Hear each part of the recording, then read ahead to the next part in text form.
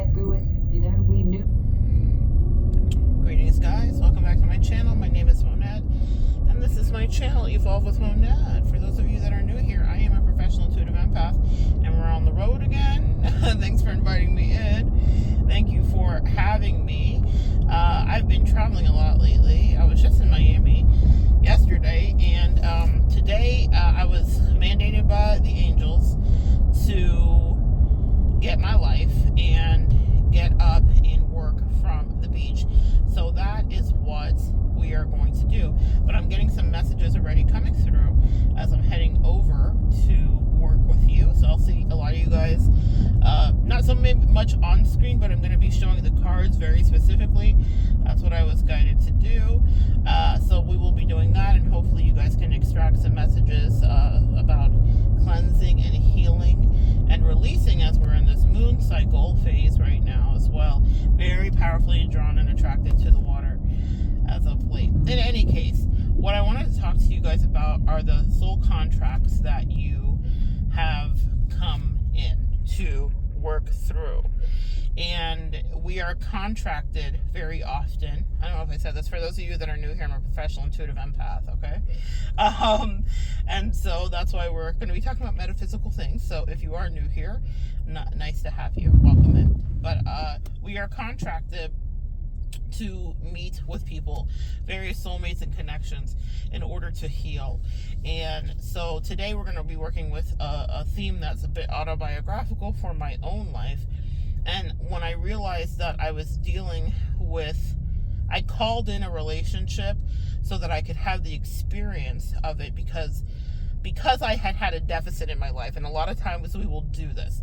Even before we come here, we kind of know that we're going to do this. And so there was a great deficit in a way that I felt loved or honored or whatever the case may be. And so I called it in, and I always was meant to meet this person. I was always meant to intersect with him because of the way that they loved me. It was very nurturing and nourishing. But one of the underlining themes in that love, it's the sound of the police. Someone just got pulled over, and it's like early morning, y'all. It's like 6 a.m. I don't know how, and we were sitting at a stoplight, so I'm like, what did they do? He was just running tags for no reason. Someone, it's the sound of the police. And maybe that's for you. There's cops everywhere. This is wild. What is it? Is it something? Oh my gosh, there's another sheriff and a state trooper. What is going on? Oh, it's a situation. They were waiting for homie, whoever that is. God bless. It's gonna be a bad day.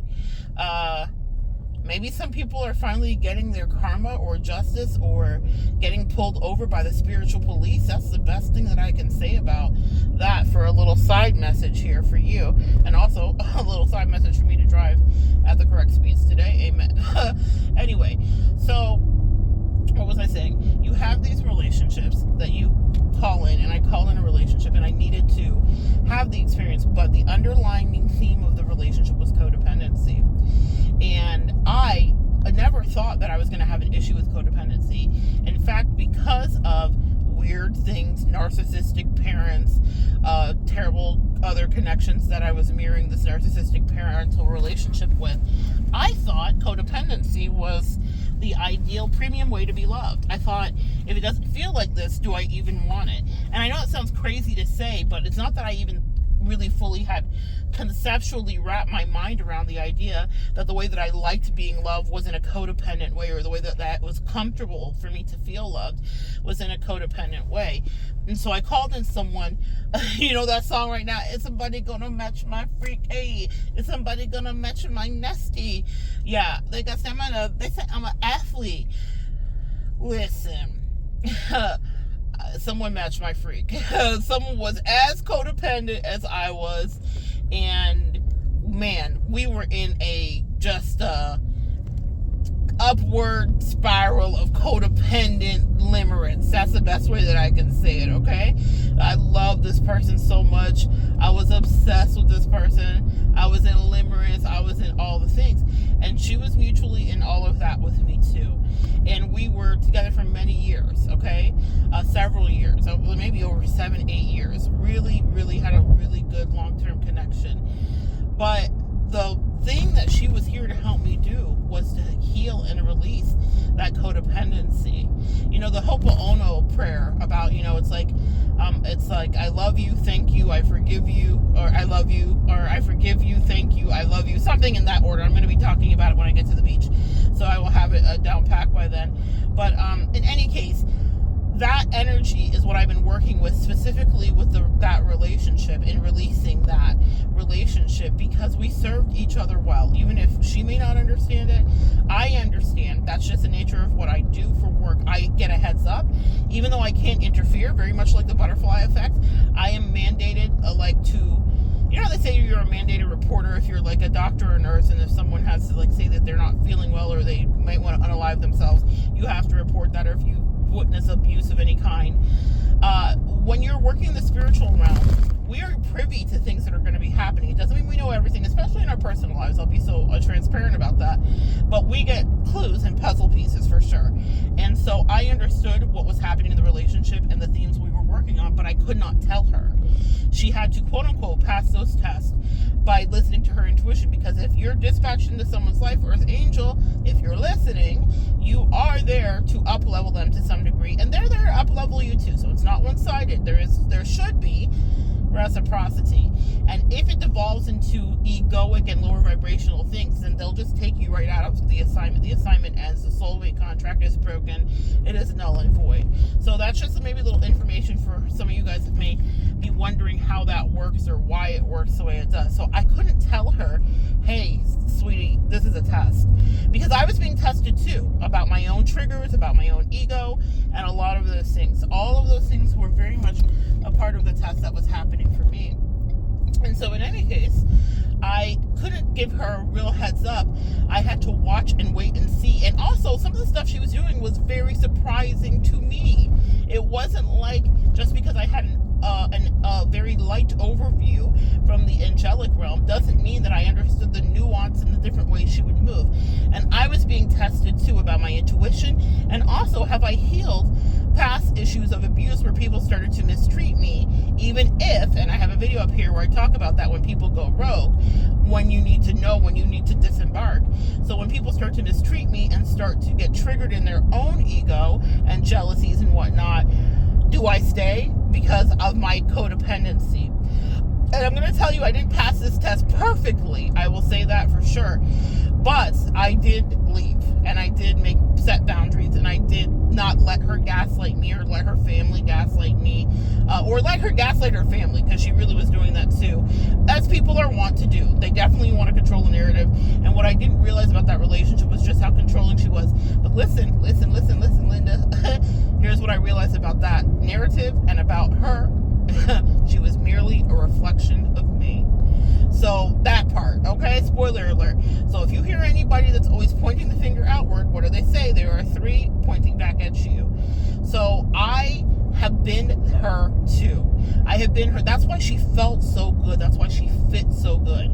That's why it scratched the itch so well in the beginning parts of our relationship, because I knew her like I knew myself, because she was an extension of myself. I have loved the way she has loved, and I have been jealous the way she has been jealous, and I have been territorial, and I have been all of those things. Maybe not to the same exact degree. I'm not gonna lie. I manage things a little differently, even when I'm on the offensive. Even if someone is like trying me and I'm trying to like figure it out, I didn't handle it the same way she did. But I can remember feeling a lot of the same things that I am sure that she felt, and I know she felt them because the angels told me. She did not communicate with me really clearly and honestly about it, and that was what was it. The issue for me was we were lacking authenticity, and I don't tolerate that anymore. That doesn't mean I didn't. That doesn't mean that if she would have met me 20 years ago, that she couldn't have probably been in my life to this day, because I would have probably just let it go on and on and on. But in my face, no one plays. Y'all know how I feel about that, and I don't want anybody playing in your face either. So you have to learn, and that was my test. My angels were like, she's grandfathered in because you really love this woman and you really respect her, but she does not love and respect you reciprocally. She has deemed you to whatever degree to be lower than her, and that's why she's she's treating you badly. And my angels they did like a master class with me. They said, we don't give a damn if this has triggered her. That's what we have allowed to happen. Things are triggering to her. As long as you weren't malicious and as long as it wasn't your intention to trigger her, then her response to the triggering that is where they are discerning, and that is where the test is happening, is how are you responding to these things that are lobbed at you. Now, every single one of us here listening has had situations with people lobbed at us, an unforeseen thing where it feels like someone threw fire ants at your face, and at first you're shocked, and then you're creeped out, and then you're in pain, and you're just trying to navigate through that weird disorienting moment. That's something that really has happened to me before.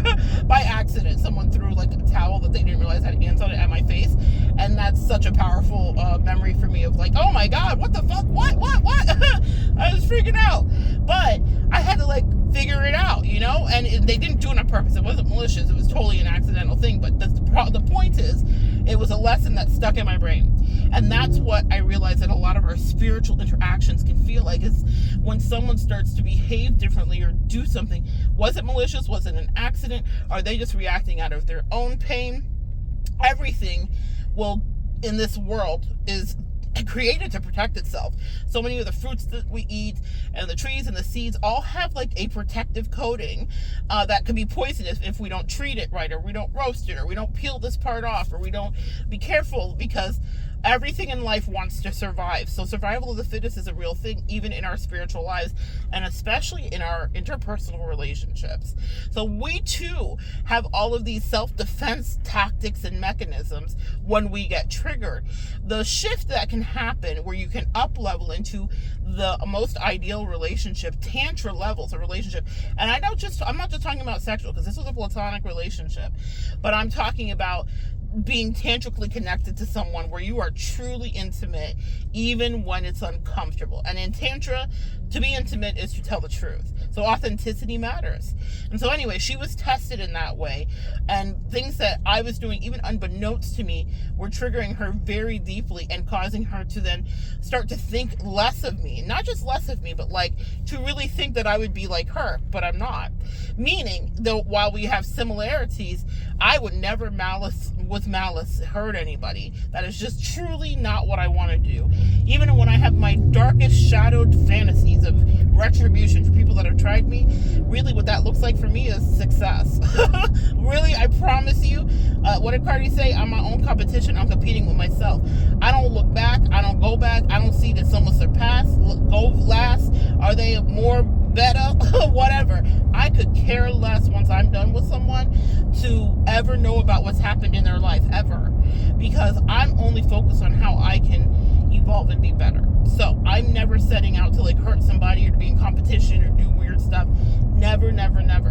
But there were things that were activated in this partner, this friend of mine, that I did not realize were there. I had seen her through purely rose glasses, and I was just like, she could never be this. And the thing is, message, y'all, whatever she ended up being at the end of it in her most evolved self, when she was the most manic and unhinged in her behavior, and even though it may not have seemed outwardly to anybody that it was that, I was observing it spiritually, and she was unhinged, I promise you. And what I will tell you about that is this: even if that is where she ended up, that's something that has been in her DNA. You guys, I have a video up here about know your shadow. Get to know your shadow before it gets to know you. It's a quick 14-minute video, one of the shortest I do, y'all. If it's not a short, that's about as short as it gets for me. But what I'm going to tell you is this: you need to know who you are, because not knowing your shadow can affect your destiny. And the behavior that the tactical warfare, because that's what happened, she waged a warfare, a jihad on me emotionally, because she felt that I was attacking her, even though that was not what was happening, and she wasn't communicating, and it was a lot of things that she was just compartmentalizing and dealing with her feelings, and she had some unhealthy coping mechanisms, like we all do. That's why I'm not in judgment. Again, that Ho'oponopono prayer is coming much in handy to help me forgive her, to release it completely. But the thing about it is that she did what she's always done, and she did what is comfortable for her to do in relationships, and she relied on things that made her comfortable, having having control, having an upper hand, trying to take control anyway, being spiteful. These are things that she resorts to. And that comes from childhood for all of us. Whatever your childhood wound is, or whatever sibling attachment you had, or parental attachment, will greatly inform how you learn how to fight, or fight back, or not fight. I remember years ago being friends with someone who was super narky, and I was just like, oh my God, but it was before I really knew what narcissist was. But she had a bunch of sisters, and they used to fight all the time. And she moved away from them, and she was in Florida, and they were in New York, and she was just so ridiculous, and always would pick fights with me, and I was like, what is happening? I wasn't used to that. I didn't grow up in a household like that.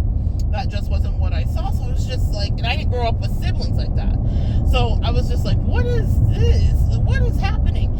And my mother helped me to try to understand it. And she was like, yeah, she's used to fighting with her sister, so she's just replicating the relationship with you.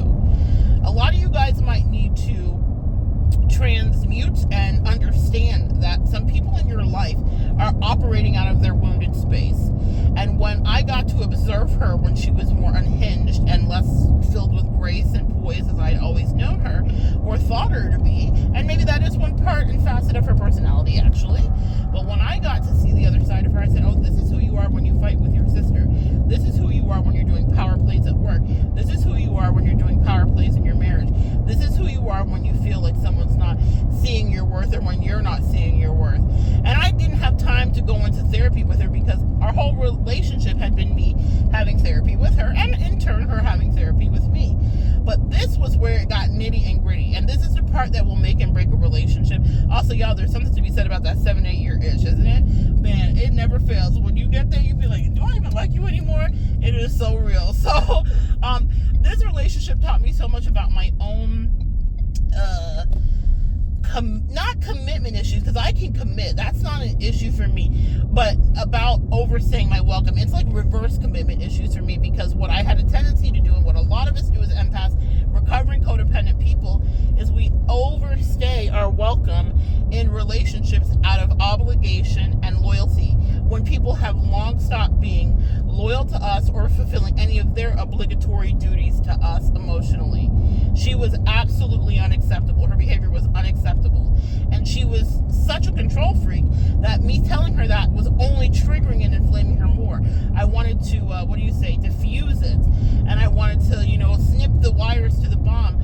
But I realized she was not going to be ever capable of hearing those words from me while we were in relationship, so that we could move on and grow, where we could have a sweet, rich moment later where it's like, man, that was a tough place, because she's not used to in her life being chastised or having anybody hold her accountable. She was a boss. So that was just not something for her that was even in the realm of understanding. And sure as hell, there was also unfortunately some racial things happening there, where even if she didn't understand it, what do they call it? Unconscious bias. Shout out to Harry and Meghan. There was some unconscious bias there where she was like, I'm literally not going to take advice regarding my actual real toxic ass behavior from you. So she tried to son me, if you will, or little boy or little girl me energetically, because she was like, who the fuck are you? And also her unconscious bias, she was really really, who the fuck are you? I've dealt with that growing up in the South. I've often been the ambassador for people that have unconscious bias or internalized racism or shit that they don't even realize. But she was absolutely livid that I would even call into question and be like, hey, this is not cool. But it wasn't cool, and it'll never be cool. And it won't be cool for someone Caucasian, and it won't be cool for someone Asian or Blasian or Spanish or anything. Her behavior and some of the things that she started doing to try to control the narrative and control me were things that are not acceptable in any relationship dynamic. But I was a person, like a lot of you guys, that are the first person in a lot of people's lives to ever say, this is fucked up, right? This is unacceptable. This is not how we treat our friends.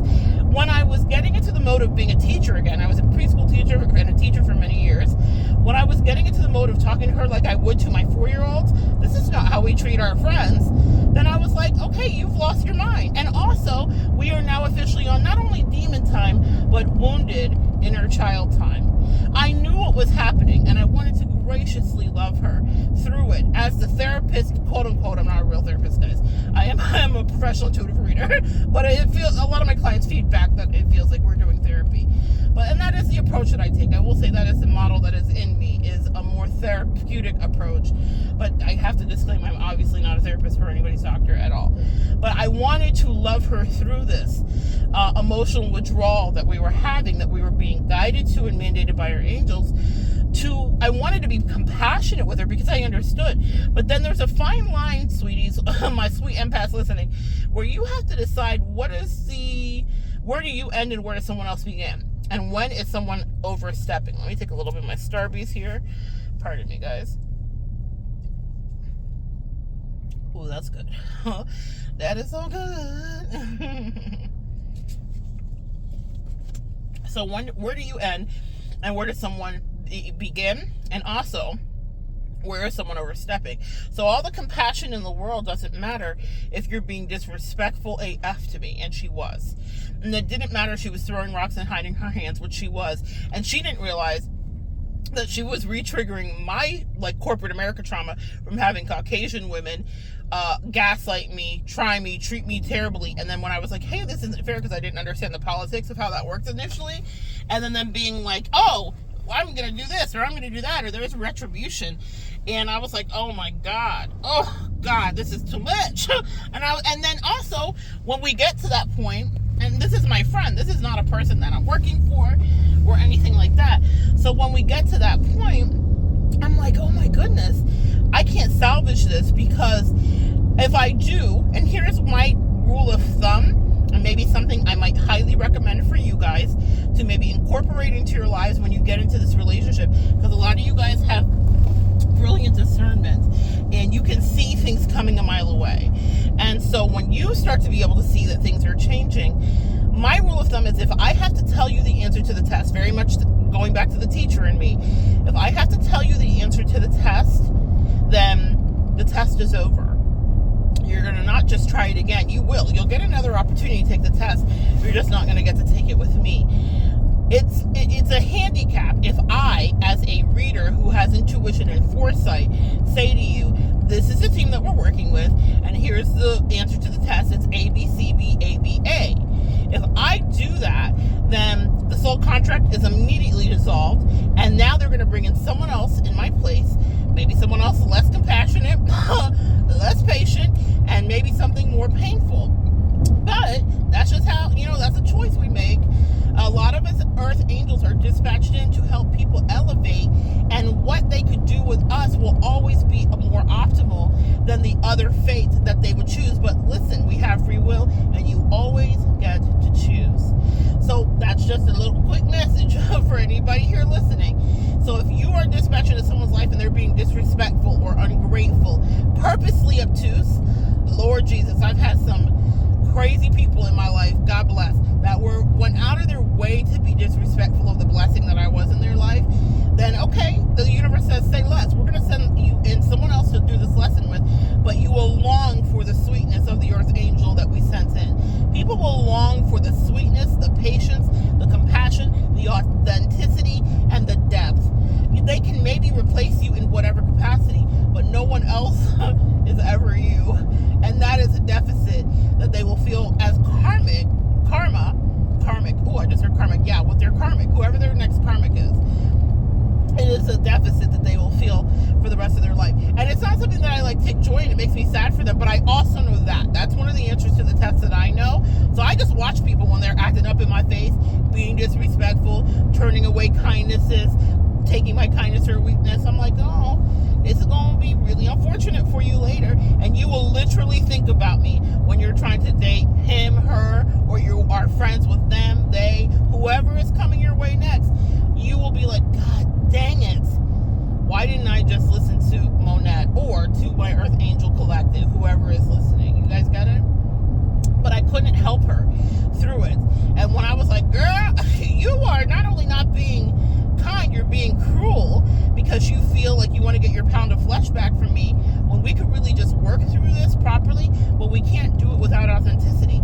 See, there is a teacher in me, and I don't know if that applies to you, but I'm very fair about things. Do you get the A or the F?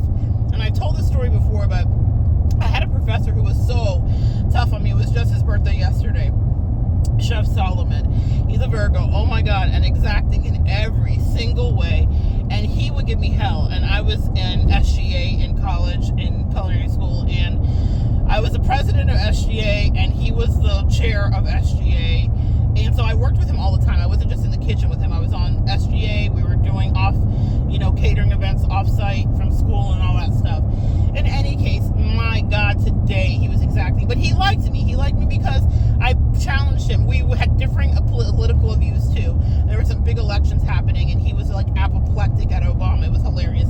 He loved whoever was the opponent. I don't even remember anymore. But anyway, so we would always have like these debates in class or whatever, and it was very stimulating. You know, I love a good verbal spar. I love someone who's smart. That's my thing. So we had a great connection. But he was fair and balanced, and he would just make me so upset because like he was so exacting, and he really loved the idea of being the chef that yells. You know, he was like, all of that mamby-pamby stuff should be out the window. You know, we need to go back to like Escoffier, and he's talking about these great chefs like that really pioneered French culinary cooking, and that's what I was training in. So he was like, you know, if you were in training in Paris, like no one's like coddling you and, you know, fuck what your feelings are. Like he was that guy, right? So I was like, ooh. And so he would make me cry. And I have another favorite professor, my favorite professor, Chef Deb. I would go to her, right? And she'd be like talking me through like, oh yeah, well, you know, Chef Solomon and da-da-da-da-da. And I was like, and you know how Bill is? And I'm like, I know, whatever the case may be. Right? But he was shrewd and exacting, and I knew I was learning. See, he was part of my destiny. Anyway, that's maybe another video for another day. Soulmates come in all different forms. I learned so much from him. This guy was like so smart. He had done this beautiful recipe, like for some kind of dip, and it was so good that Kraft bought it from him. So he made like millions of dollars. Like they bought the licensing and everything from him, so that he couldn't make it anymore because he was selling it in stores where he was from up north. Like he was just a smart guy. But in any case, he would make me cry. Real talk, real tears. And I'd be like at my other chef professor, just like, I don't think I'm gonna get through the semester. Like, I don't know.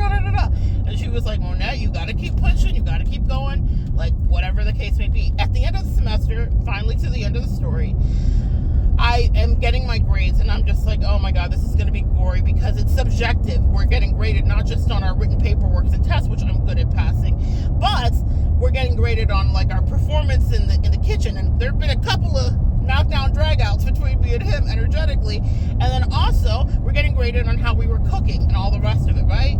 So, and I was sure about and confident about that, but at the end of it, I got an A in his class. I wasn't sure what I was gonna get. I know you're like, well, Mona, you can kind of gauge your grade. No, not with him. You couldn't. And I remember going into his office and being like, Chef Solomon, like, you gave me an A? Like, I was like so surprised because we had a time. When I say ups and downs, we even went on a class trip. I'm just rambling now, but it's the coffee, it's so good.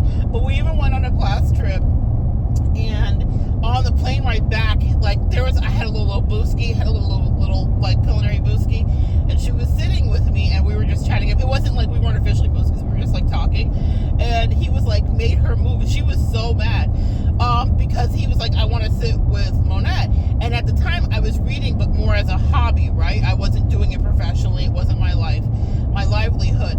And I really thought I was going to cater, and I did for many years after that. I catered, had my own catering company, but it was so funny because he wanted a reading from me, and this guy was like super Christian, super skeptical, super right-wing, super Republican, super all that, and he was going through like a court case, which he hadn't told us. He's very litigious, but I didn't know, and I picked it up in the reading, and I'm talking about it, and he was like, oh my gosh. And I'll never forget that plane ride of like, you know, I was terrified to read for him, but I was like, because I know how skeptical he was of it all. And then by the end of it, he was like, wow, you're like the real deal. And I was like, oh my God, like, you know, the validation from these people in your life, they're soulmates for a reason. But he came in, but he didn't give me anything. And that's my point with this, is he said to me at the end of it, Monette, I didn't give you an A, you earned it. Whew, that hit me, y'all. That sizzled in my spirit in the best way, because I did earn it, man, through tears, through wanting to quit his class, through wanting to drop out. Like, girl, the way that he pushed it to the limit, he was such a powerful soulmate for me, and such a pivotal point of, will you quit it or will you stay? Will you run away when it gets scary, when someone's yelling in your face and triggering all of your abandonment wounds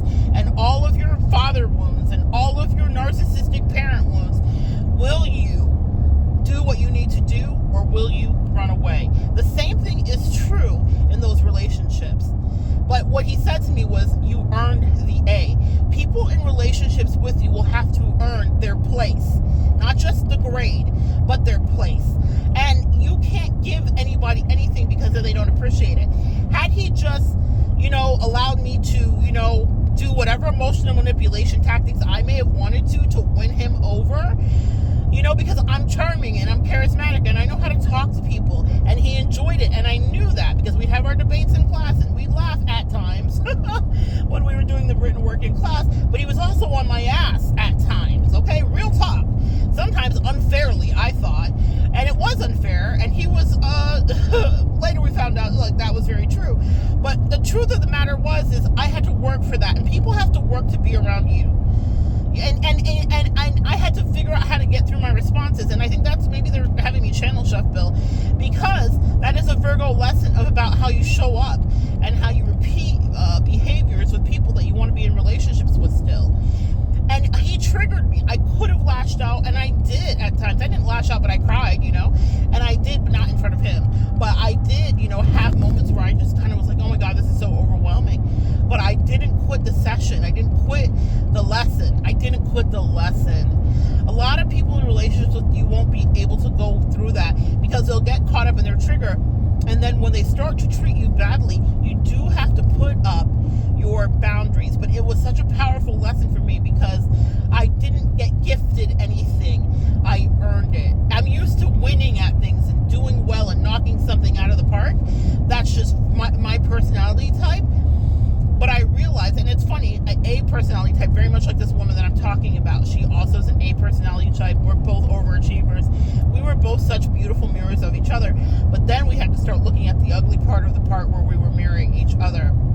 But in that moment, and years later, I went back to, I always keep up my Serve Save, which is like a certification you need to know, like your HACCP plan and all that stuff for food. Anyway, when I go back and test, I will be there with, Chef Solomon. Now he's like over the school now. He's like gotten the whole promotion, and I don't remember what his ranking is now. But I would be there with like Chef Deb and Chef Solomon. And when I was testing the last time, I was actually with this friend that I was talking about. She came down and I had to do a test, and she was at the hotel waiting for me to finish the test. She came up to the school, she met them and everything. And my Chef Deb is so sweet. She called ahead to a restaurant and was like, I'm sending over to this best restaurant and I'm paying for your desserts and drinks. It was just such a sweet thing. But what they said to me, this is years after I graduated, guys. What they said to me was, we could never say this to you, but you were one of our favorite students. You were literally our favorite student. I was like, what? The way that you made me cry? I think there's a metaphor. There's a lesson in here for you guys. I had no idea that he would ever say that to me, especially for the way that he put me through the paces. But he was like, Monette, under pressure, you didn't crack. And you fought back. I would stand up for myself too, but you didn't crack. And you were such a pleasure for us to have in class. I couldn't tell. So let me tell you that. I couldn't tell. I was like, let me find out, because the way you was talking to me crazy, I could not tell. But I need you guys to know that. It's very nice. I'm still friends with Chef Deb very closely to this day. But with Chef Solomon, we definitely went our own ways. He's not someone you could have up close. But those words from him meant the most to me. Just as much as that A meant to me. And he never, was like, I'm having pity on you. He was like, you're going to earn this. But I need you to realize that people in your life look back at you and the way that you showed up, and they know that you were the best that they had. Not just in some desperate, it's the best I'll ever get, the best I ever had, but they look back in retrospect, no matter what clashes happened, no matter how they tried you or how their wounds and egos and their childhood inner wounds and whatever made them lash out at you or caused them to lash out at you, because it's a choice. They look back when the dust has settled and they said, you were the best of any connection I've ever had. And it's not a coincidence. I didn't get that all the time. Teachers weren't always telling me that. I was tough for teachers at times. I've had a lot of teachers tell me quite the opposite. But that was a precious moment to me, because it defied my perception and reality. The Chef Solomon I had in class was not kumbaya with me all the time. So to hear that years later when I wasn't a student and it wasn't inappropriate for him and Chef Deb to both be like, nah, we co-signed on this, you were our favorite student. I was like, damn, that meant so much to me, especially because of the adversity. When you can traverse moments in relationships with people, when they can push past the uncomfortable parts, that beautiful realization makes you that much stronger. That's the relationships that I am calling in and seeking, but I'm releasing the outcome too. I know I will get it because I'm doing the spiritual work that I'm called to do, which is cutting ties and releasing people when it's no longer going to work and they're not going to be true. I have to be authentic. I show up and I tell the truth, and so I expect that of you. That's not just bare minimum. That is bare minimum, but like you can ask for more, but like if people can't give that to you, then don't stay. Don't sign up for another term, a tour of duty, if you will. Don't sign up for another term. Don't sign up for another spin around the block when they're treating you like dirt, when they are not understanding and respecting your worth. And the first person that gets to understand and respect your worth is you. And you don't have to educate people. Ironically, the angels are cooking today, right? This is Chef Solomon, my educators. You don't have to educate people on how to always treat you. You can give them. You're teaching people how to treat you initially. But if you're telling a grown-ass person that you've been in a relationship with for some months, some years, repeatedly, that this is a boundary and don't cross it, or also this is inappropriate, or why did you talk to me like that, then that they don't deserve the privilege of sitting with you. Now back to my teaching energy. I guess there's a whole thing about teachers today. Shout out to all the teachers out there. Y'all don't get paid enough. But to my education with these kids is you teach people how to treat you, but you don't get many chances. When I would have to put someone in timeout, I worked in Christian schools, right? So timeout was used. So when I had to put a kid in timeout, they would want to negotiate with me. And I have one kid, oh my God, his name was Heath, Harvey or Heath. And he would just, he was so, Harvey was so, he was like a lawyer. He was already a barrister at 4. It was hilarious. But he would be like, oh, Miss Monette, do you really do? Like his parents let him listen to Simon and Garfunkel. He was just a fun, interesting kid. He's going to be a great guy. He is a great guy. Oh my God, he's grown now. My God, time flies. But anyway, when I was dealing with these preschoolers, they would tell me all the reasons that they shouldn't be in timeout and how I got it wrong and all that stuff. But if they did the behavior, they did the behavior, and they had to be accountable for that. And there was no, go backs and no backsies and no takes backs. The take back should have been when I was telling you initially, this doesn't work, my friend. This doesn't work, little kid. This is not the way that we do this. And there'll be people in your life that will want you to like coddle them. And I didn't coddle those kids, so I'm not coddling an adult. I was real AF with them. I'd be like, hey, you lost your privilege at the manipulatives table today. Actually, hilarious because people are manipulating you. But manipulatives, you guys, if you guys know, it's what kids play with to work on their fine motor skills. But in any case, you lost your turn at the Lego table today. You're not going to be at the Santa Water today, but we're going to try it again tomorrow. There are many chances that you can give someone in your relationship to try it again tomorrow. But when tomorrow, after tomorrow, after tomorrow, after tomorrow, they have not rectified the behavior, then they lose their privilege. Period. You are a privilege. It is a privilege to have access to you. It is a privilege to be taught by you. It is a privilege to teach you, because we aren't always the teacher. We are being taught. This woman taught me things too that were valuable to my life that I use and will continue to use. But it doesn't, and so it doesn't mean it's a lost cause, guys. Sometimes we're like, oh, the relationship's over, everything's lost. No, there are beautiful things that I will continue to fertilize and that will grow in my life for years to come. But she doesn't have to be present for that to happen. And so if you're in a relationship and someone's making you think that they're the end all be all, and if they are not there, you won't be successful, I know you fucking lying. That's not so. You will be successful. People may wish uncomfortable things on you. Evil eye's real. And when people feel like they've lost their grip on you, they will send you all kinds of shenanigans. And maybe for a little while it might even work. but it doesn't work forever, and then it gets returned back to them. I don't do any return to senders. I transmute. That's my preference. There's a big debate about that in the metaphysical community, but I'm more of a transmute the energy than I am a return to sender. Why do I want you to have back the evil you sent to me? So you be more evil? No, I take it and I neutralize it and I transmute it, and so that way I evolve, and then they really are tucked into the lesson. When I don't return to sender and I just say, oh, that's how you felt about me? Okay, I'm going to go on and be the best of me that I can be, and not to spite you, but to make me happy. Something that you did not want to do. It's not anything against the person. It is something for you. You guys get it? It's so good. It is something for you. And that's the way that I want you guys to be looking at the energy that you exude. If someone's taking more from you than they're giving, and then they're insisting that you stay in an abusive connection, and abuse is what you dictate it is. They could want to play semantics with you all day about what abuse is. I didn't. Okay. But if I feel triggered like you were X, Y, and Z, and specifically with this woman, corporate America triggers for me. There were other triggers for me of things that she was doing. She reminded me of my toxic twin flame, like mirror images of. They're both from the same state.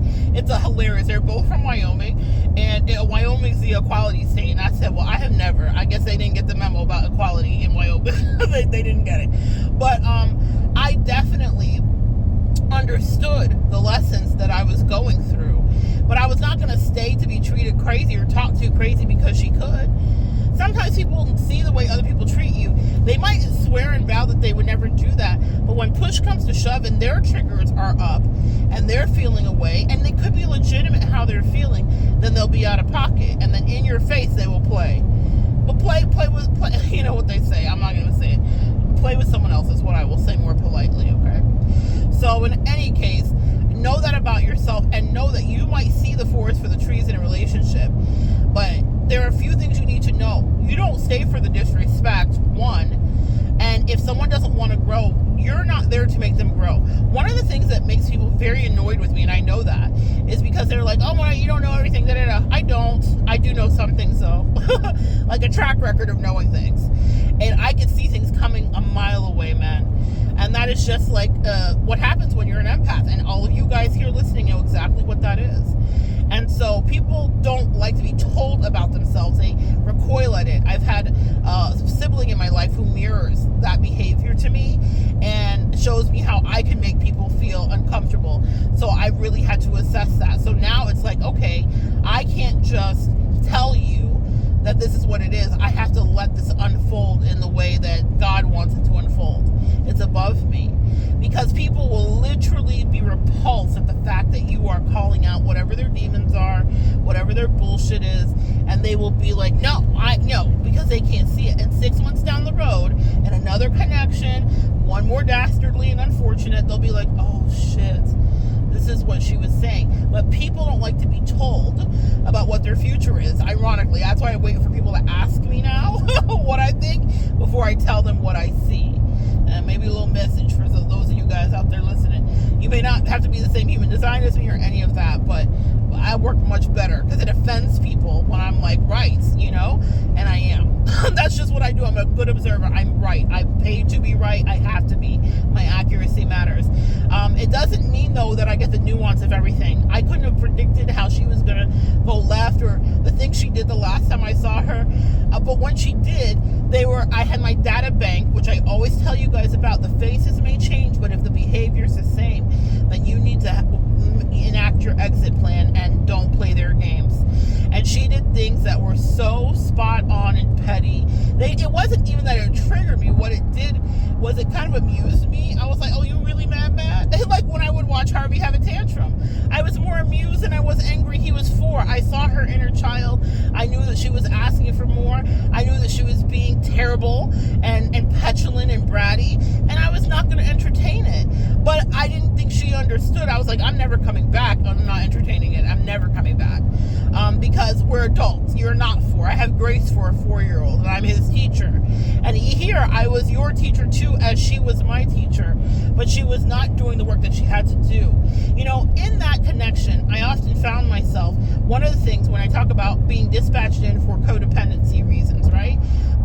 She came into my life to help me heal my codependency and my desire to ever pull in a relationship that mirrored that kind of connection to me. As much as I loved it and thought I wanted it, when I had it in its fullness and I got to see how I operated in my codependent energy too, I realized I was healing. And so I had other spiritual work to do. I healed that part of me. It's not a relationship that I want. I don't want a meshman anymore. I don't want someone to be, I just don't want whatever happened in that relationship. I don't ever really want to replicate it. It's not because it was terrible.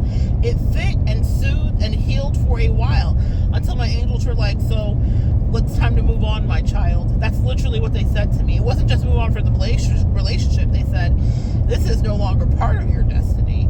You don't need to be loved, quote unquote loved, in codependent ways. I don't know if it's love, but you don't need to be this level of whatever this is in order to know that you're loved, because people will not always be this, and other things will happen, and you'll know when it's authentic, and you'll know when someone cares about you. But being fully enmeshed in the way that was once comforting to you was comforting to you out of a great deficit. That comfort came because I was neglected so deeply in so many relationships, starting from that narcissistic parent, and then I replicated it and replicated it and replicated it, or called it in or pulled it in, because my angels were wanting me to heal it. That's why that happens, guys. It's not just to punish you. And so finally, they even sent me someone with whom it felt like just the sweetest, joyous love, until it started to feel corrupt and corrosive and sinister. And it started to feel uncomfortable, and it started to not fit me. And I thought, wait, I love this codependency. I love codependency. It's delicious. And my angel said, is it? Is it? Does it fit for you? Is this who you are? Are you still this? And I realized that I wasn't. And that means that I healed something. It means that we accomplished a mission. If we would have worked together and she could have been authentic, we could have probably stayed connected. But the mission gets severed, that soulmate contract gets severed when someone insists on their lower vibrational behaviors, because that's what they've always done. One of the questions, and one of the other things I was sent in to help her work on, were other interpersonal relationship dynamics in her life.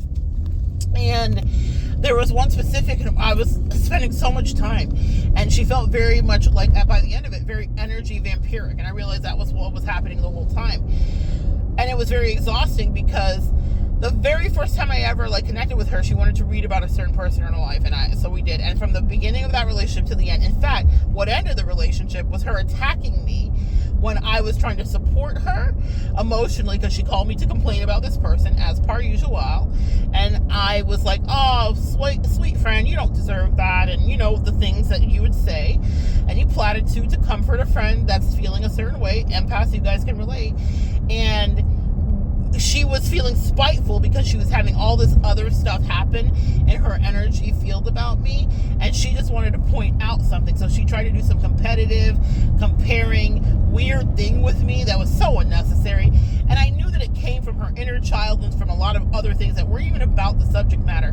But she tried to attack me for even saying something nice like, you don't deserve that. She called me, y'all picture it, Sicily, 1958. She called me to complain about someone, and I don't commiserate with her, or I am commiserating, in fact. I'm like, oh man, that's just not fair. You deserve so much better. And not just you deserve so much better, end your relationship, but just well, maybe tomorrow it'll be better with that person or whatever. That was kind of what I was doing. And then she verbally attacked me and talked to me crazy as fuck. And I was like, wait. So wait. And some of you guys can relate to this. So I have been showing up in this relationship and listening to you forever and ever and ever talk about this, and you actually don't want to fix it. You actually like it. And what it was so interesting. My angel showed it to me in the spirit realm. They said, she's protecting the thing that's comforting to her. You thought she wanted to change and up level and evolve. You thought she wanted to find a solution. She didn't want a solution. She wanted to be tethered to you. She wanted to always be able to plug into you unsuspectingly because you were thinking that she had her wits about her, she was more mature, all of the things. And really, what she wanted was to siphon energy from you to talk about this. She doesn't want to fix it. There are several exit points. When I do a reading for someone that's in a relationship of any kind, familial, romantic, friend, whatever, when I do a relationship like that, a relationship reading, I'm behind something that says emergency responses. There's something about an emergency in a relationship. Maybe this is something that's coming up for some of you guys. Angels protect me in any way. But anyway, so, and something says within 4 hours guaranteed. Something's guaranteed for you. If you ask for help or clarity, for any of you guys wondering about what's going on in any relationship with you, if you ask for help or clarity right now, your angels are going to give you a clear as day sign within 4 hours. That's what I'm supposed to tell you about the person. Let's say you're like, should I be around this person? Yes or no? And that's a question you have for whoever's listening. They're going to give you an answer within 4 hours. I don't care when you hear this or what day this message is for you. All right. So back to that situation. So I was like, so she doesn't really want to get out. And so there were when I counsel people, I see exit points in relationships. So it's like an exit ramp. And so like when you're getting on a freeway or highway or whatever, and you can get off an exit ramp. And then, if you miss that exit ramp, you might have to drive another 10, 15, 20, 50 miles till the next one. And sometimes when you're on the road, it'll say 5 miles to the next rest stop, or the next exit's not, till whenever. There were like a couple of exit points that happened in a relationship in her life that I saw that she could have taken the exit. And what I saw that happened inside of it, when it was a very real point of exit for her if she wanted it. I don't even know if she fabricated the whole thing. I don't know, girl. I don't know. But meaning, did she play it up more because she just wanted to siphon more energy now that I reflect back on it? But I realized how she was actually very covetous and protective of this very, to her, according to her, I don't know if it is or not, unhealthy relationship. She really liked it. And it was funny because I chatted with a family member and I was like, hey, how can I support her here with this, or whatever the case may be? And the family member is like, no, she really wants that and whatever. And my angel said she's gaslit her whole family. Everyone thinks she doesn't want to be in this, but she actually is terrified of not being in it. That's what I saw anyway. And not only is she terrified of not being in it, but she doesn't know who she is without it. It was a lot, y'all. It was a lot. And so I was starting to read her like a client, and I was like, okay. And they were like, and I was like, can I help her in any way? And they're like, no. And a lot of you guys might need to just ask that question. Can I really help here? And then the real question is, do they want my help? So for all those years, I was pouring into her about this one thing, thinking she was, and I'm solution oriented, but I'm thinking that she was solution oriented with it too. But when it comes to our interpersonal relationships, that is a lot of hard, heavy lifting work to do, and not everybody really wants to do it. The way that I can walk away from relationships, the way that I can turn lemons into lemonade, the way that I transmute things came from a lot of pain and a lot of very unfortunate practice. And not everybody is not only not good at that, and that's no offense to them or you if you're listening, not everybody wants to do that. A lot of you guys that have been through dark nights of the soul chose the hard thing. You came into this life, you incarnated, you were dispatched in a soulmate or a connection, and they went rogue as fuck, and then you decided, okay, I give up, and actually, you're not going to try me like this. But that meant that you had to get yourself unstuck, and the unsticking is where it gets complicated, right? And it's not easy to unstick from people or connections that are comfortable to any certain degree. And so my angels were like, this person does not want to actually change her destiny. She wants someone to commiserate with her and enjoy the misery. And even her family members think she genuinely wants out because she talks about it like she does. But we're letting you see the truth of it.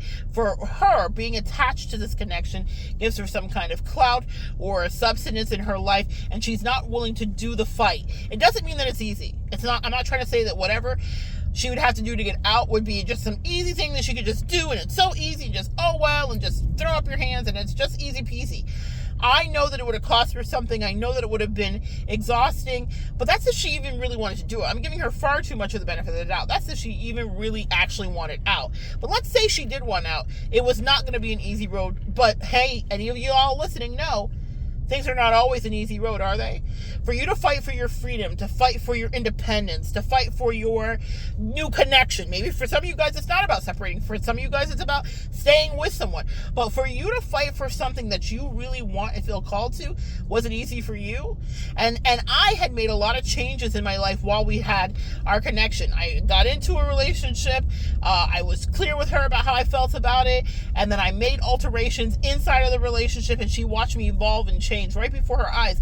And so I started to lose respect for her, because I was like, if I could do all of this hard, heavy lifting and have these hard conversations and whatever the case may be, then I'm looking at someone who doesn't want to change her destiny, and then I'm looking at someone who's not aligned with me. It doesn't mean that you have to change like me because I changed. Not everybody's on the same path, but it means that there were similar themes about what was acceptable or what felt right to us regarding our relationships and regarding what we wanted. And she didn't really want help. She wanted to siphon energy and stay connected, and it became very vampiric, because it was like, well, if you're going to start abusing me because I actually am trying to soothe you about your fuck shit, well, then I don't need to be here anymore. Lesson learned. Soulmate contract ended, and we did the work we were supposed to do. Could we have evolved past and gotten through the triggers and the traumas and the childhood wounds? Absolutely. And I believe the angels actually wanted us to do that. But she made choices, and those choices were actually what ended it. Her decision to stay entrenched and anchored to her inauthenticity and to try to gaslight me, play in my faces, and try to hurt me, and an earth angel that was truly dispatched into her life. I'm not just saying that to be like, oh, I'm so magical every single day. Y'all know I like me, and you know that I know my magical way. But I had so much respect for her, and I really was like, ma'am, I'm a ride for you. But I was like, oh, you like it here. And I don't like it here energetically, because I'm not going to keep pouring energy. And I actually set a boundary with her about it, because I liked her so much, y'all. Ooh, look at the grandfathering. I liked her so much that I was like, I don't really want to end this relationship with her, and I don't want to be hasty, right? So, but I will set a boundary that we're no longer going to talk about this person because you're siphoning energy from me. And that's when her demons came out, because actually I was right. She did like it there. She didn't want to change, and she hated that I would no longer hold space for her in that. So much so that that family member that I talked to reached out to me and said, hey, could you, like hold space, for this family member? She's really struggling. And it was ironic, because I was literally on the phone with her when this other family member is texting me. And I'm like, well, and there was someone that was like getting ready to cross over in their life. And so I was like literally talking to her about that and like seeing what she needed and how things were going and whatever. And I was like, that's crazy that you're texting me this, because I'm quite literally on the phone with her right now, talking to her about everything that's going on in the family right now. And I was like, what do you mean specifically? She was like, and then she named the relationship that I had said is off limits, and you're not taking any more energy from me about it. And I didn't get into it at that time with that family member, because I didn't want to be disrespectful or breach any boundaries of privacy that we had alleged. That was hilarious. That was another issue. We had no privacy. She was rampantly gossiping about me. That was another thing. And I knew that too, but I was just playing dead, y'all. Sometimes as empaths, the angels will really just be like, just lay down, just pretend you don't see this shit right now. Because what does Kendrick say? Sometimes you gotta pop out and show folks later. She knows now that I understood. I was watching her the whole time, and I knew exactly what she was doing, and I knew exactly what she was saying. I could hear it. I don't know why people think my gift is not my gift. She used me for my gift, not just used me in that way, but paid me for readings and trusted me implicitly and allowed me to pour energy into her to help her up level in certain areas of her life. But when it came time to like what was happening between me, I guess she thought I was blind. I was like, no girl, I can see you. I can see you. It was wild. Sometimes people are amusing, but anyway, and I realized that that's what the issue was, because when I specifically said to her, I'm not going to give you any energy here, but we can still stay friends, because she was disrespectful. And I thought, there's no way we can come back from that, and I don't feel safe. I'm not going to talk to you about anything regarding that relationship, because you just attacked me, and all I've been doing is holding space for you. And my angels were like, yeah, girl, but the issue is she is like, how dare you put a boundary up? Specifically, that family member told me, you can't set boundaries with her, because, no, that doesn't work. And that family member had advised me the whole time I'd known her, about how she had set boundaries with herself. So it was so, I was like, so you can set boundaries, but I can't.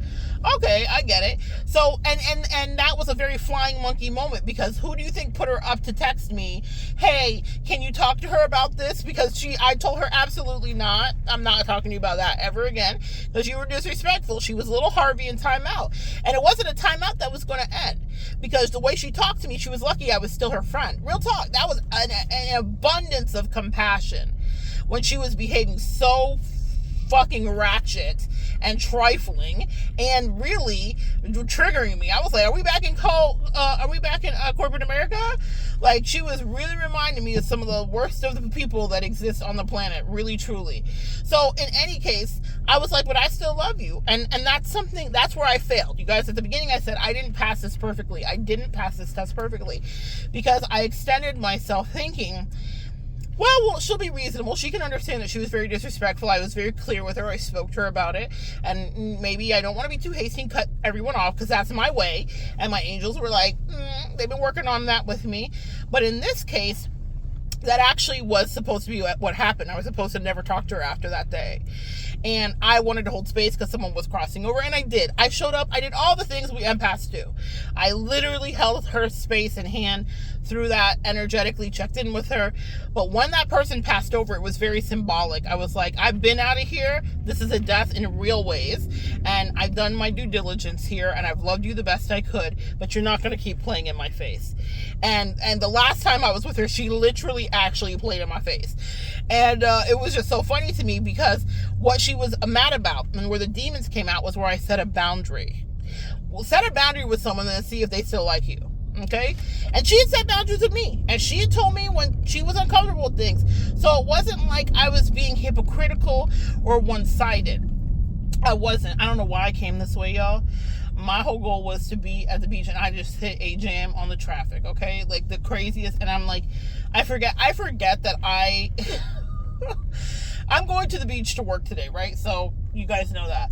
But I forget that it's the weekday because I work from home. And I came out in 8 o'clock traffic. Now I'm in 8 o'clock traffic. When I left this morning, it was like however long ago. It's not 8 o'clock yet. It's still 7:30. But I'm in the traffic of people trying to get to work on a very busy, Lord Jesus, why did I cut this way? Anyway, in a traffic jam. Okay, so I guess we're just going to keep talking. But that was a lesson that I learned in that situation was I'm not going to be the supportive infinitesimal friend to you for you to be emotionally abusive to me, and then you're demanding, because at the end of it I was being held hostage, like that I stay in the relationship with you when we're both unhappy. You don't like me and you don't trust me. You think that I've slighted you, so you're treating me badly. And also you're pissed that I said I'm not going to listen to you talk about this because I figured out you like it. If you like it, I love it. I don't care about what happens in it. I'm not talking to you about it anymore. And I will set a boundary. But listen, I want to also talk about this too. I'm thinking about Al-Anon. That family member that said that to me, it doesn't mean that she's crazy. I actually respected her because she was the only one telling the truth in the whole situation. But, and we had boundaries because sometimes she could be overpowering and a lot to me, and I would set boundaries with her, and also she set boundaries with me too. So I actually respected that relationship a lot more than I may have ever communicated to my friend, the adjacent family relationship, because I understood that person. I really did. And in any case, but I realized, like, even this strong person who has incredible boundaries, which was the family member, was still gaslit and believing the bullshit of what her family member was telling her, because that's what happens when we're in familial connections. We sometimes have blinders on. And that woman was so shrewd and so freaking smart. The lady I'm talking about, the adjacent family member, is like literally a genius, okay? I have so much respect for her intellect and her acumen, financial and otherwise. She's just fucking smart. And she was really talking to me like, oh no, she really hates it there. She really wants out. It doesn't work. And I was like, yeah, but why isn't she out? The thing about it is we all do what we want to do. We leave when we want to leave. We stay when we want to stay. We go when we want to go. And I really did a deep dive and almost like a surgical inspection of whatever the connection she was always complaining about when she had an exit ramp situation. And I assessed right in that moment, this is over a year ago or almost 2 years ago, you like it here and you want to stay. So then I stopped putting less energy into the talking of like, oh, whatever. And then when she cussed me out to defend the person that she called to cuss about, I was like, oh girl, this is over. It's over now. But that family member still has blinders on about it, and God bless her. It's not my point of my business to even remove it. I just listened to her. I didn't try to tell her otherwise or be like, hey, actually, your family member is really okay with it. I was like, okay, they'll all figure it out when they figure it out, because that's not my business anymore.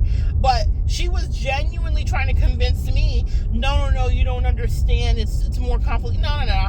Things are complicated, but people figure out relationships in and out of them all the time. Okay? So maybe that's something to understand, that even the most smart and shrewd, when I tell you this woman's a genius, I'm telling you, the family member adjacent is a genius. Literally, actually a genius. All the summas, all the cum laudes, all the valedictorians, all of the things. Literally brilliant. Okay? Actually a doctor. Okay? So I'm not to say that all doctors are geniuses. This one actually is. So the fact that she couldn't see past the emotional gaslighting and shenanigans, I was like, oh girl, well then, whatever. Because she's smart. She gets life and she gets people in her own way. My point in saying that is that some of you guys, stop trying to convince people around you of what you're seeing. If you're in a disconnected situation, if it doesn't work, or if there's family members that are trying to convince you to stay. She was trying to convince me to stay. And the great irony about that, you want to tell the real tea? Let's tell the real truth here. The reason that she was saying, hey, can you carry the weight of this thing that you put a boundary up with this family member about, is because she was tired of carrying it. And what the person that I was in connection with would never understand and didn't realize is that she had burdened a lot of people with this, especially, and it's not a burden if a friend needs help, a friend needs to talk, vent, that's not a burden. So please do not misconstrue what I'm saying, guys. It's very okay for you to call people and talk, but be solution oriented. If they just want to talk to you and emotionally masturbate, I tell people all the time, not on my watch. Not on my motherfucking watch are you going to emotionally masturbate, especially once I realize you're going to be abusive to me when I try to just be like, oh girl, you deserve the world. Girl, what? Absolutely not. So the reason that other family member even reached out to me beyond the flying monkey mission, if that was what it was because real talk, she was like, sis, I don't want to do this. Because she's done it. She's been the one probably to carry that weight of whatever that connection was, that and not realize. She's probably grateful I was in that family member's life, because she was like, I'm tired, sis. I need a break. I've been needing a break. And I was like, I don't even think that the person that I was in relationship with understood the weight of what she was asking everybody to hold, especially if she didn't want to be a mature and responsible enough to really rectify it. It's okay if you want to stay. But that's my thing, and I'll say it to some of my clients, and I have, shoot or get off the pot. But if you want to stay on this pot, we're not going to do a whole session about this pot. Okay? I've had clients where they've worn me down to my last nerve, where they want to just emotionally masturbate. And it's such a, what's the best way I can say it? It's like an emotional thing that happens in me where I get tired of it, I get frustrated, and I really call clients out about it. Because it's not healthy, and I don't want to be a reader that we talk about the same person if there's no change. I don't support delusion. I don't support you being like, oh, this is my twin flame, but he hasn't called you in 55 years, and you never talk, and he's got a wife and 17 kids. Like, no. We don't do that. There are other YouTubers and other people that you can go to for that. I'm not the one. I like to live in reality. That doesn't mean it might not take us a while to get out of a relationship or figure out something or whatever the case may be. But when you could tell someone's just emotionally using you and they're being a vampire because it just feels good and you're delicious and they just want to, and they have no intention of changing their circumstances, then that is not an assignment that's any longer for you. That soulmate contract can be null and voided, and you can be sent in someone else who wants to elevate and actually do. Because I am solution oriented, it actually depresses depresses me to work with people who don't want to really change. It depresses me when I allow friendships into my life with people who want to stay the same. When I am most delighted is when I see a friend come into my life and I see them start to achieve and work towards things. And it doesn't mean it happens overnight. And that's where my teacher patience does come in. But it does mean that I am looking to see, are you really evolving? I don't just say it for my namesake here. I don't just say it for shits and gigs. I say it because it's the way I live. And I expect no less from those around me. Whether you're a friend, a soulmate person, a new booski, whatever you are, I expect you to be evolving in your destiny. And if you want to stay stagnant, you can stay stagnant, but you don't get to stay stagnant and abuse me. And maybe you guys need to maybe put some of that on to you. Someone here that's looking for IVF as well is going to get that to come through. I'm just getting that. I'm hearing monstrous agility too. There is a change coming for a lot of you guys with with some situation you haven't been able to work out, and maybe even physicality. All right, but back to that. Don't let anybody siphon off of your energy, and they literally are committed to, I don't want to evolve whatsoever. I just want you to emotionally masturbate me. I'll finish with this. I had a situation happen in my family recently where I had to step in. A family member, my in-laws, I joke with my husband like, you hit the lottery, sir, because my husband is very much a pacifist and very much a Capricorn in his own little world of work. So he talks to his family, but he's not a mess or involved at all.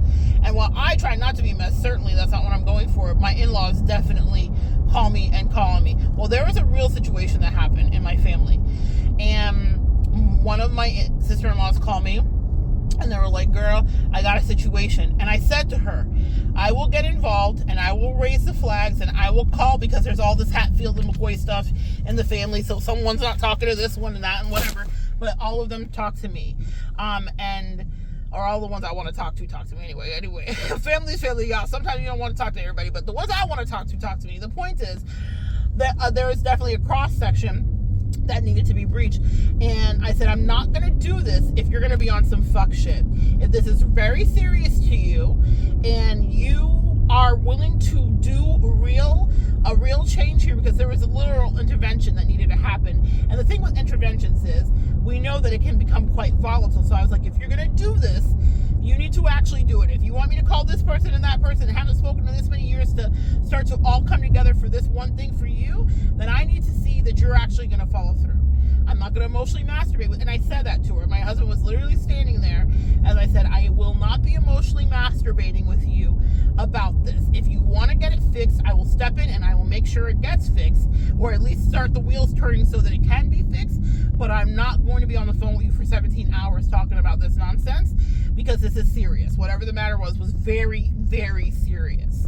And so she heard me and she did it. And within 24 hours, she literally called a crisis intervention team, all of the things, and the intervention happened. Things were handled, and it was very real. But you need to know that that's your power, empath. That's not just like some weird flex. That's something each and every one of you are capable of doing. But don't let someone use you arbitrarily. And I made it clear to her, I'm not crossing all these family lines with all these ley lines and grenades that are hidden underneath and landmines and shit like that. If you just want to use me, and then you're not going to actually follow through and do what you need to do. And I crossed the lines, and even people that hadn't spoken in years jumped into action. Everybody mobilized. Everybody did their familial part, and the situation was diffused. But that's the power that you, each and every one of you, I put a pillow over the phone. I hope you guys can hear me. That's the power that each and every one of you have inside of you. Okay, is to make things happen and to change. If I'm in someone's life, I'm an activator, I'm an accelerator, and I'm an expander. That could be for their luck, for their greatest dream, for the relationship they want to manifest or to exit, whatever the case may be. But if someone's spinning their wheels infinitesimally and then they want you to stay because now they're just addicted to your energy, that's the realest talk of what it is. There's an addiction that happens to empath energy, and then they're like, no, you need to stay here with me. Where are you going? And then they start to become emotionally manipulative and abusive. Absolutely not. You do not stand for that. And you do not let anybody use you. Not your in-laws, not your favorite friend, not your bestie, not your ex, not your co-worker, not your roommate, nobody. If they don't want to change and then they want to be incredulous, indignant, and ugly to you, okay, say less. But say less not to you. Make sense, guys? All right. So, codependency looks like a lot of that. And if you have it in your life and you've healed from it, it will not feel right to you. You will not be aligned. We were no longer vibrationally aligned because I did not want to be codependent in that connection because it didn't feel right to me. And I also did not want to be an enabler of her codependencies outside of me. You guys get it? So take that, flip it and reverse it for you, make it applicable in the ways that I know you guys will do, and see if there's anyone around you. Ask that question and get a 4-hour response time. Your angels got you a little coupon today, said in 4 hours, okay? A 4-hour response time on exactly who might not be aligned and why. But here's the thing, guys, it's not like you gotta go search high and low. You already know. And that's what a lot of us forego, is that intuition that is ever so bright, that never fails us, and is always right. So good sharing energy with you. Come back and join me next time, guys. We're going to continue to evolve together.